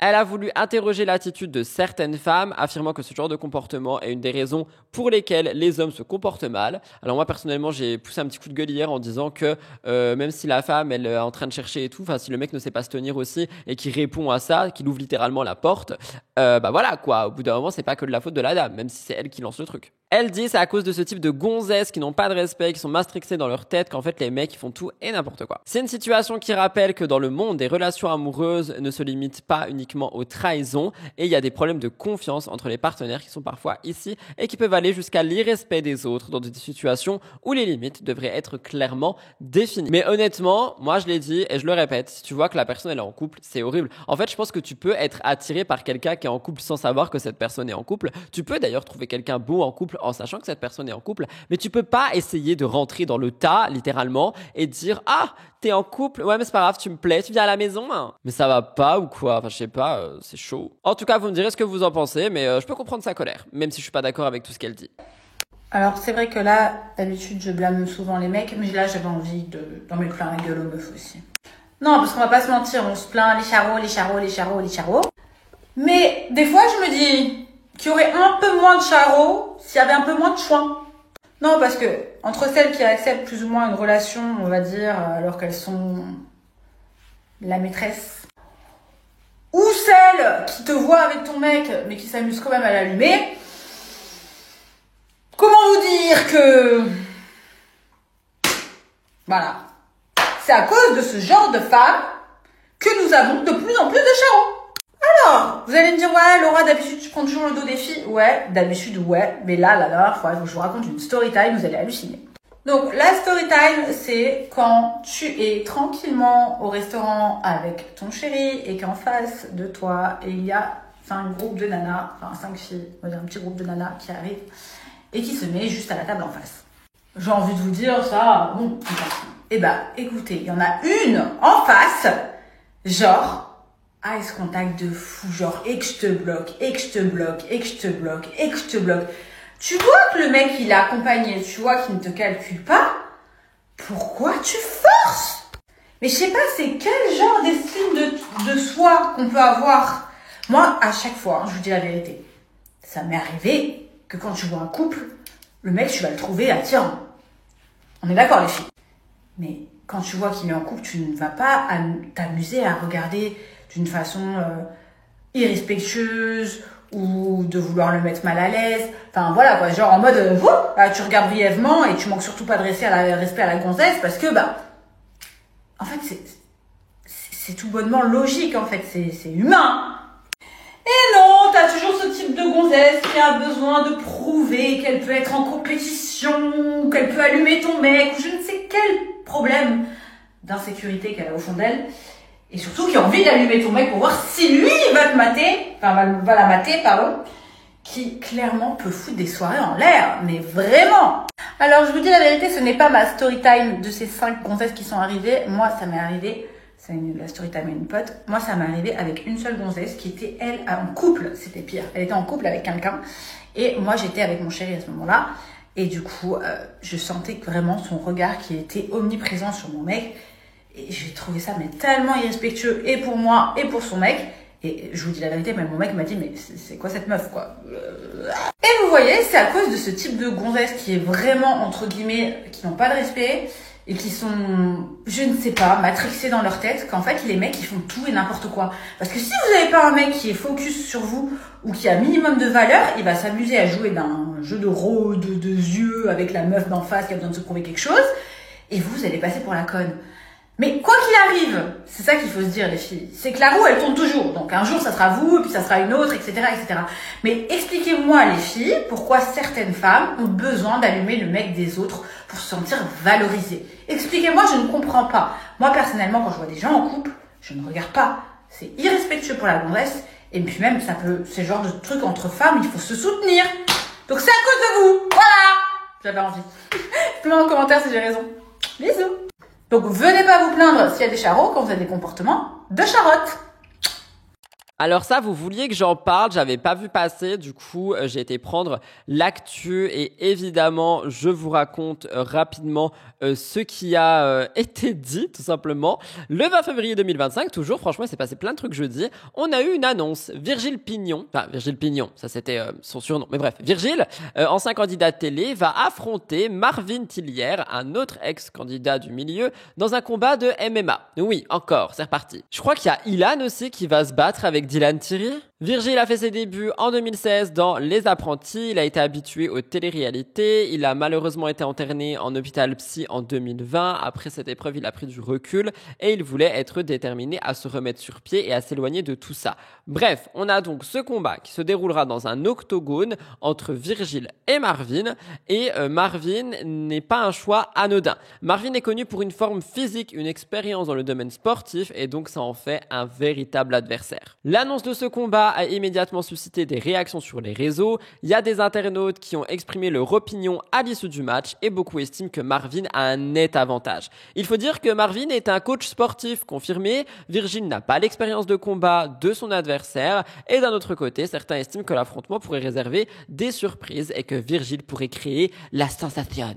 On a évidemment des pronostics qui sont faits, on a beaucoup de faveurs envers Marvin, mais il y en a d'autres qui disent que Virgile pourrait vraiment surprendre tout le monde et le battre à plat de couture. Ce combat de MMA s'inscrit dans une tendance grandissante dans le milieu des people. De plus en plus de candidats choisissent de se confronter sur un ring pour régler leurs différends. On a des exemples comme Seb et Ilan, Dylan et Benjamin. Ce sont des combats qui ont été extrêmement médiatisés. Si ces affrontements attirent la foule, ils soulèvent aussi des questions sur l'image de la télé-réalité.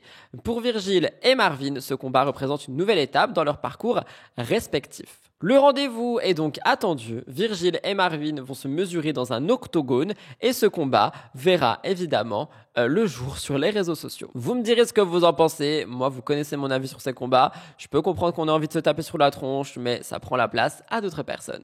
Jade Leboeuf s'est confiée récemment, je voulais vous en parler. Elle a pris la parole le 18 février 2025. Je vous rappelle que on a une rupture qui a été confirmée en janvier. Mais le 18 février, Jade Leboeuf partage son inquiétude concernant le comportement de son fils. Elle révèle que son petit Elon semble perturbé par une transition familiale qui est donc cette séparation. Le garçon adore normalement jouer avec ses copains et aujourd'hui il a beaucoup de mal. Il se recentre sur lui-même. Jade a remarqué que son fils s'est replié sur lui, une réaction qui peut être liée à la séparation. Jade a décidé de chambouler sa routine pour passer de plus en plus de temps avec lui en l'emmenant avec elle à ses rendez-vous de travail. Elle partage une photo de son fils occupé à dessiner son grand-père, qui est d'ailleurs actuellement au casting de Dals. Jade Leboeuf a souvent été discrète sur sa vie privée, mais elle a voulu prendre la parole pour rassurer tout le monde après la Saint-Valentin. Elle a dit que bien que la situation est compliquée, elle perd pas espoir, elle reste positive, que c'est une transition qui est inconfortable avec des hauts et des bas et que ça explique son absence sur les réseaux. Elle parle d'une confiance envers sa future reconstruction qui prendra du temps mais qui démontre une fois de plus que rien n'est impossible. Elle semble déterminée à protéger son cocon et son fils et c'est une séparation qui, je pense, est un moment difficile pour le petit qui a à peine 4 ans et qui commence à ressentir les changements. Jade continue de partager son parcours de manière transparente avec ses abonnés et moi je vous en parle ici parce que peut-être que vous aurez des conseils ou des choses à partager par rapport au fait d'avoir vécu une séparation avec quelqu'un et avec un enfant et j'avoue que ça doit être quelque chose qui doit être super compliqué à gérer, surtout quand tu as juste envie en fait que ton enfant soit heureux et que tu le vois galérer avec cette transition. En tous les cas, tout mon courage à Jade et à Stéphane, je les soutiens énormément et j'espère qu'ils arriveront à se reconstruire.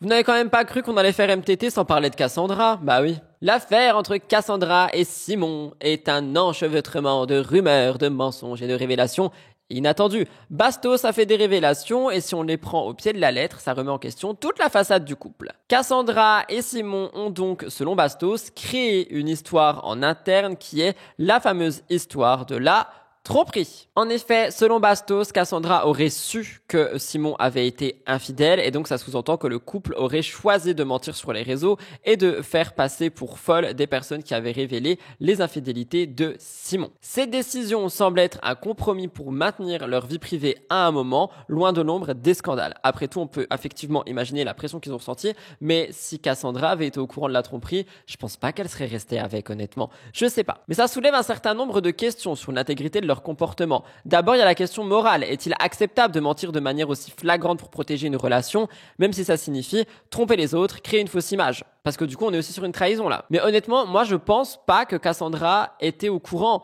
Et c'est ce que Bastos dit, mais je sais pas comment il peut savoir ça. On peut aussi se demander si, dans l'univers impitoyable des réseaux et des relations publiques, il est vraiment possible d'être transparent sans risquer de casser son image. Bastos semble comprendre cette démarche. Il explique qu'il a sympathisé avec eux, notamment parce qu'il connaît la pression exercée par les réseaux sur leur couple. Les accusations et les rumeurs pouvaient détruire leur relation, surtout si elles sont pas étouffées rapidement. Et c'est pour ça que, selon Bastos, les deux auraient semblé choisi de préserver leur couple à tout prix, quitte à mentir publiquement et à remettre en question l'intégrité des autres. Je vous rappelle que Emma Ketman et Lisa avaient été témoins des rapprochements de Simon avec d'autres femmes et elles ont été vilipendées, réduites au silence, insultées, alors qu'elles avaient simplement exprimé ce qu'elles avaient vu. Dans un autre registre, cette histoire met aussi en lumière la difficulté de naviguer dans une relation amoureuse quand on est sous le feu des projecteurs.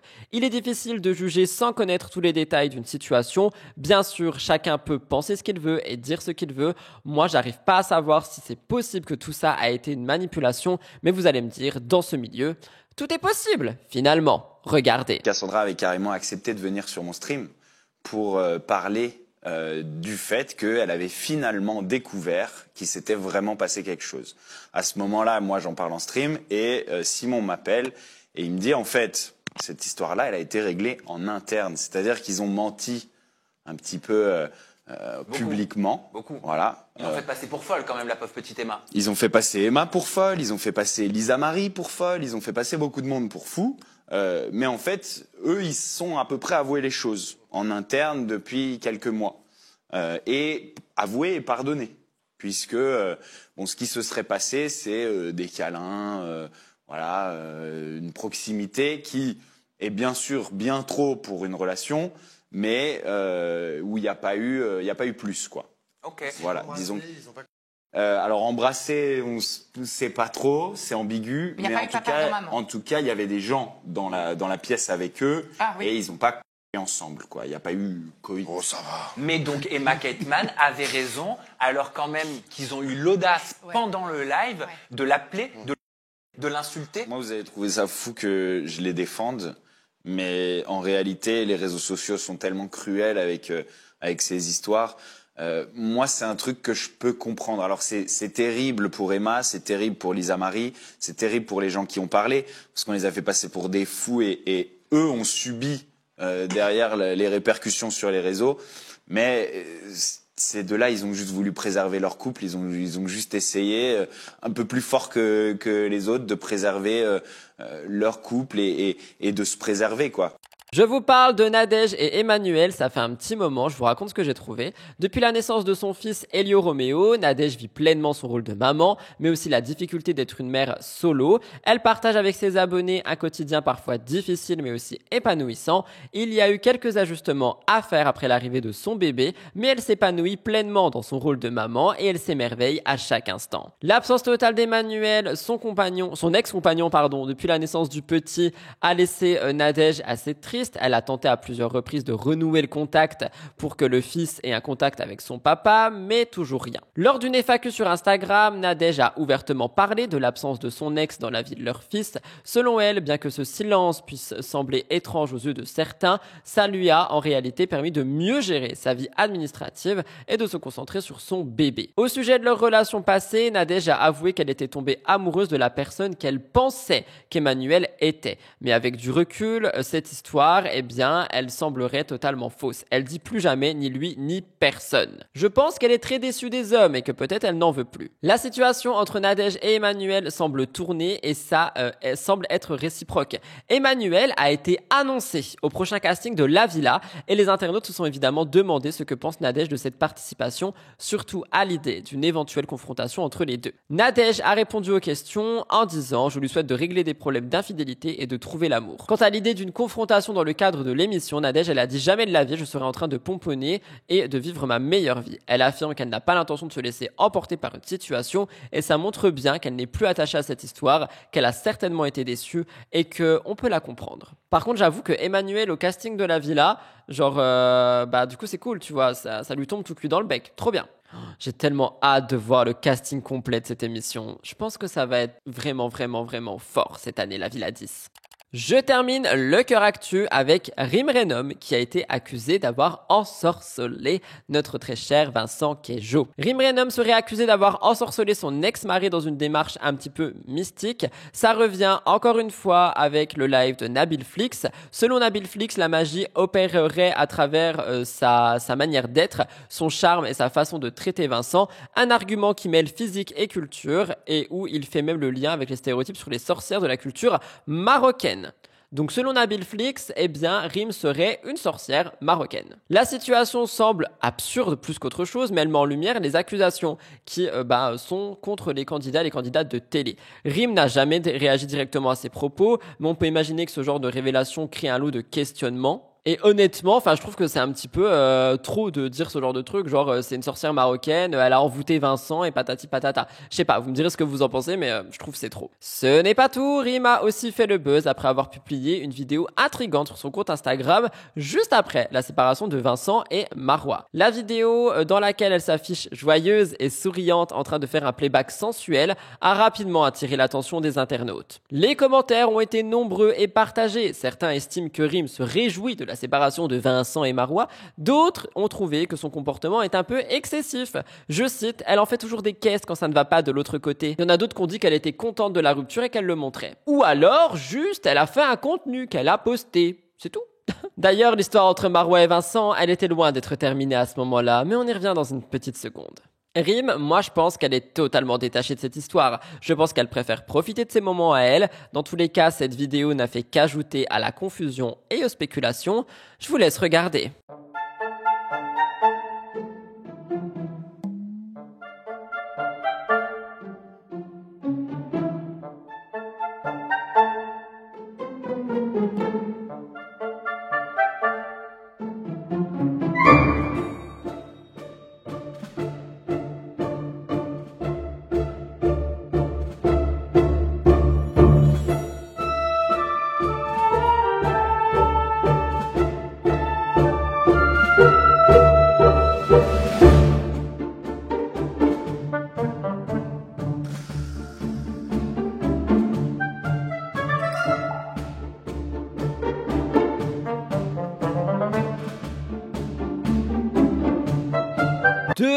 point de vue, mais vraiment, je pense que Rim, juste, elle a posté un contenu.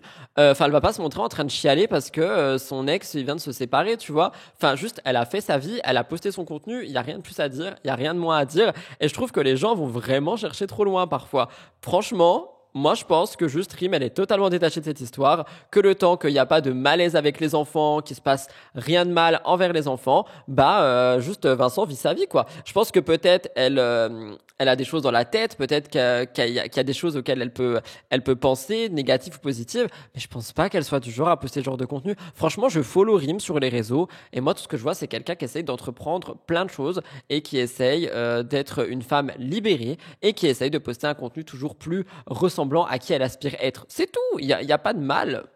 Voilà tout le monde pour le cœur actu de cette semaine. J'espère sincèrement qu'il a pu vous intéresser et vous plaire. On va passer aux 3 gros dossiers les amis. Nabila tacle Jessica Tivna, Mila Jasmine un fake Mary et Vincent et Marois le retour endiablé de ce couple qui ne s'arrête jamais. Avant d'entrer dans les gros dossiers, n'oubliez pas de liker et commenter si jamais ça n'a toujours pas été fait et de vous abonner à la chaîne les amis. On vient de passer les 61 000. Allez, on arrive aux 70 000. Doucement mais sûrement, on va le faire cette année j'espère. Si vous n'avez pas d'idée de commentaire, n'oubliez pas que je vous en donne une à la conclusion, donc n'hésitez pas à rester jusqu'au bout. C'est parti, jingle!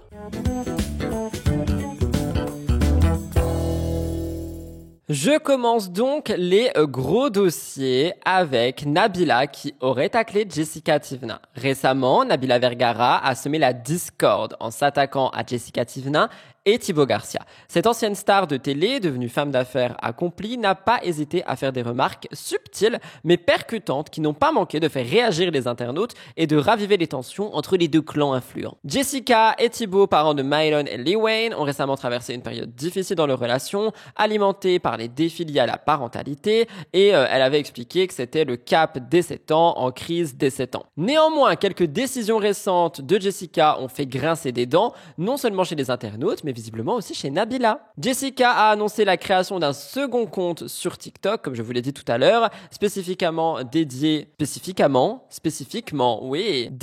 au look, aux unboxings et aux conseils beauté. Il y a des gens qui ont dit 2 comptes 2 fois plus payés, il y en a qui ont dit que c'était absolument scandaleux de faire ça. On a aussi eu la polémique avec les 1500 € chez Sephora, c'est ce que je vous ai raconté tout à l'heure, et il y en a qui ont dit que c'était indécent. Et bien visiblement, tout ça, ça a attiré l'attention de Nabila, et elle a ajouté son petit grain de sel à cette affaire. Nabila, toujours aussi populaire et influente, non mais allô quoi, a profité de sa plateforme pour répondre à une question sur son patrimoine et ses investissements. Une occasion qu'elle n'a pas laissé passer pour glisser une remarque subtile qui semble viser Jess et Thibaut. Interrogée sur le rôle de son mari, Thomas, dans la gestion de leur affaire, Nabila a répondu qu'il s'occupait de leur patrimoine financier, de la rénovation d'intérieur et d'autres investissements, avant de souligner « Nous œuvrons dans le silence. Ce n'est pas parce qu'on fait pas 50 vidéos et podcasts pour l'expliquer que les choses ne sont pas là. » Cette phrase a été perçue par beaucoup comme un tacle déguisé envers Jessica et Thibaut,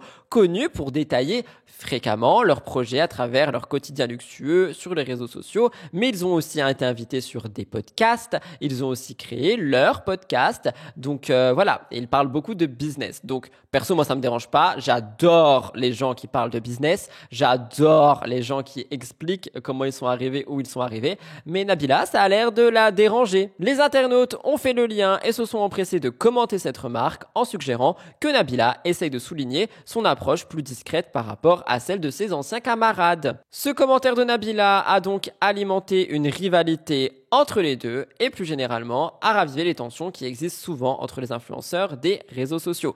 Il est clair que Nabila, même si elle ne cite jamais explicitement ses collègues, fait des remarques qui semblent s'adresser à eux. La vérité entre ces deux familles qui sont devenues des stars des réseaux rappelle que le monde des influenceurs peut être rempli de conflits, de critiques et de tensions. Les abonnés et les fans continuent de se divertir de ce genre d'échanges, mais derrière ces querelles, la question de la sincérité et de la transparence reste présente. importante. L'affaire Nabila Jess-Thibault continue de nous montrer une rivalité entre les figures médiatiques et visiblement on n'est pas que sur un univers cool et friendly. Que ce soit à travers des remarques masquées, que ce soit à travers des remarques directes, on peut voir qu'il y a souvent des tensions et ici, pour moi je suis désolé mais quand tu lis ce qui a été dit, on voit très clairement que c'est visé envers Jess et Thibault. Alors perso, comme je vous le dis, moi ça me dérange pas du tout d'avoir un couple qui va créer plusieurs comptes TikTok, plusieurs chaînes YouTube pour raconter des choses, pour créer du contenu. À partir du moment où ils créent du contenu, il n'y a pas de problème, tu vois. Ça va pas aussi me déranger de voir ce même couple sur des podcasts à raconter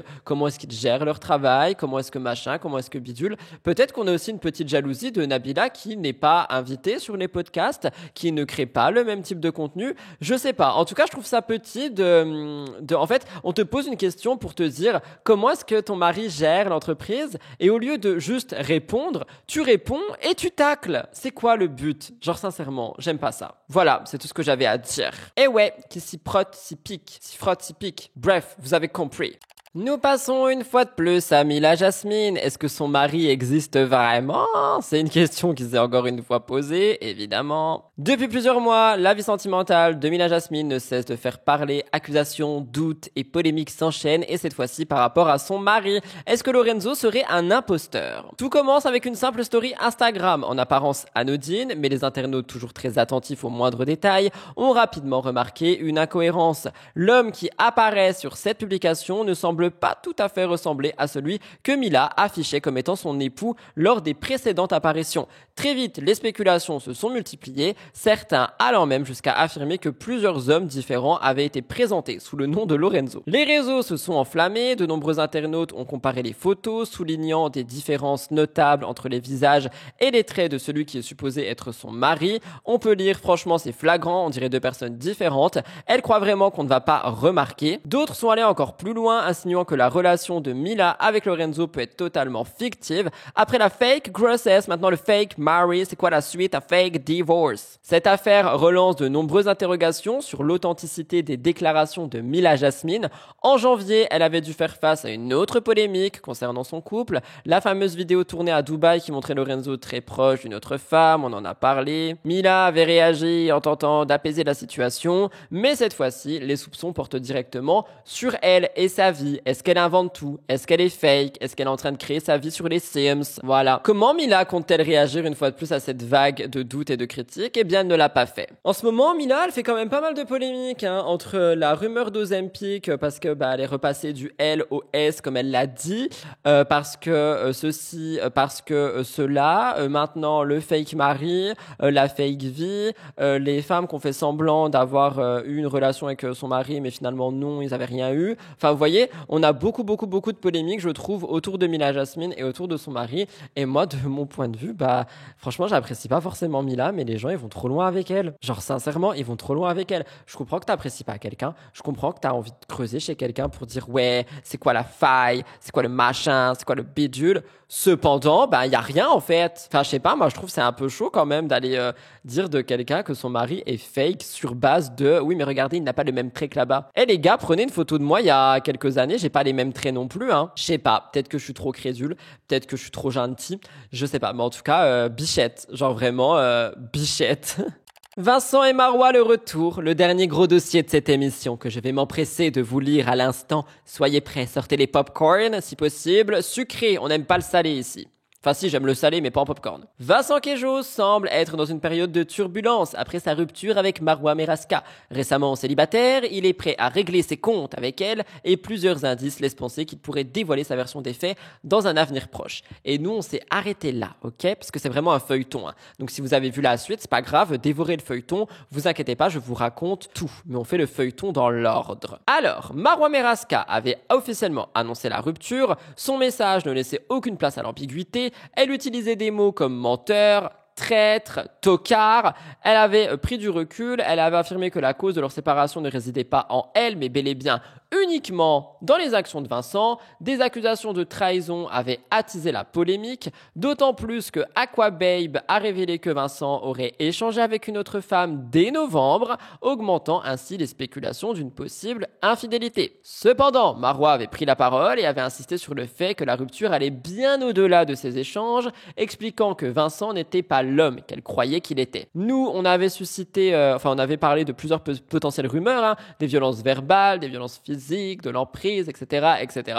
Finalement, il semble pas que ce soit ça. Face aux accusations, Vincent a choisi de répondre avec un message tout aussi énigmatique que impactant. « J'aimerais parler, mais j'y arrive pas ». Accompagné d'une photo avec Marois en écrivant « Merci de m'avoir rendu heureux ». Les accusations de tromperie ont donc été alimentées par les captures d'écran diffusées par Aquababe. On a eu des rumeurs disant que Marois aurait pu envoyer ces captures d'écran elle-même à Aquababe. On a aussi Bastos qui n'est pas un ami proche de Vincent mais qui a tenté de le défendre en expliquant que les messages en question remontent à une période où Vincent était déjà séparé de Marois et que donc c'est pas vraiment une infidélité. Évidemment, c'est pas une défense qui a convaincu tout le monde. Et Vincent a décidé de reposter un message tout aussi énigmatique que attaquant et imposant. Il a dit « Je ne courberai pas l'échine très longtemps.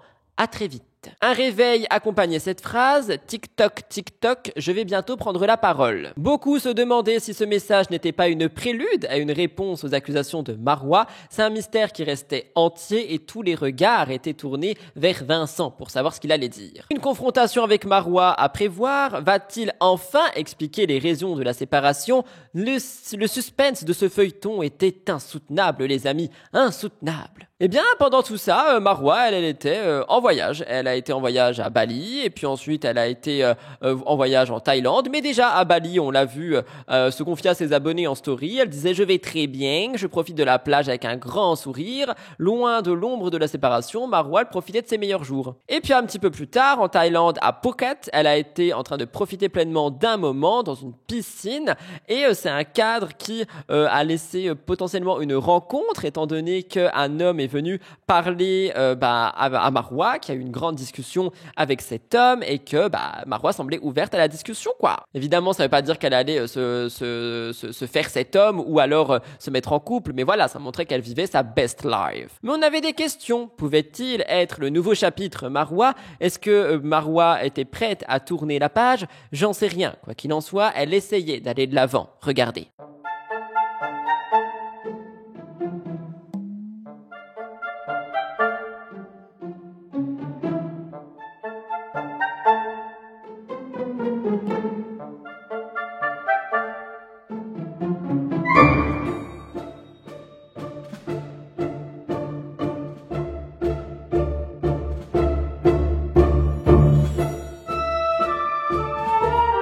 Ça, c'était avant qu'on les voit ensemble tous les deux.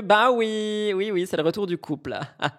Marois semble une fois de plus attirer les regards parce que elle profitait de son séjour à Phuket et une rumeur a pris de l'ampleur. Vincent Queijo l'aurait rejoint en toute discrétion. Cette spéculation a pris de l'ampleur grâce aux blogueurs et influenceurs qui ont analysé les détails sur les réseaux sociaux, comme les tatouages, les silhouettes, les décors, les lieux où Marois et Vincent ont été photographiés. Tous ces éléments ont conduit à une seule et même conclusion d'enquête: les deux sexes. Je voulais dire les deux ex, j'ai fait une liaison, pardon. Les deux ex sont au même endroit, au même moment. Le blogueur Aquababe a alimenté la spéculation en dévoilant une vidéo où Marois et Vincent sont aperçus proches en train de se baigner. Perso, j'irai pas me baigner avec un ennemi, mais voilà. Ni non plus avec un menteur, un trompeur, un tocard, tout ce que vous voulez. Cette scène laisse peu de place au doute et les abonnés se demandent si l'ancienne relation est sur le point de se réchauffer. Un abonné pose la question à Aquababe et lui, il répond: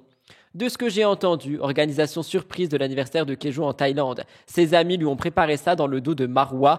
Effet surprise. PTDR. Pardon. On a d'autres comptes comme Skyrest TVR qui ont partagé des clichés des deux ensemble, renforçant l'idée d'une réconciliation qui est en train de se préparer. La question se pose, est-ce qu'on est sur un véritable retour de Marois et Vincent ? Est-ce qu'on est sur une confrontation ? Seul le temps nous dira si cette rupture n'était qu'une pause passagère ou si le couple s'apprête à reprendre son histoire là où elle en était. Je vous laisse regarder.